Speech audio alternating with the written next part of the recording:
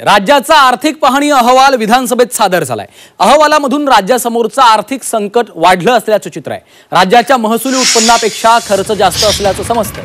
त्यामुळे आता भांडवली खर्चासाठी दुसरं कर्ज काढण्याशिवाय कुठलाही पर्याय नसल्याची माहिती आहे। सोबतच शेतीच्या लागवड क्षेत्रातही मोठ्या प्रमाणात घट झाल्याची माहिती आहे। लाडकी बहीण योजनेअंतर्गत जून 2024 ते डिसेंबर 2024 या कालावधीत 2,38,00,000 लाभार्थ्यांना तब्बल 17,505 कोटींचा निधी वितरित करण्यात आलेला आहे।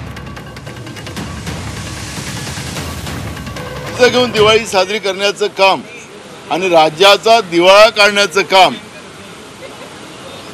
महाराष्ट्राच्या सरकारने, मग मागच्या तत्कालीन शिंदे सरकारने असेल किंवा फडणवीस सरकारने असेल, त्यांनी ज्या पद्धतीने करून ठेवलेला आहे तो आता स्पष्ट झालेला आहे।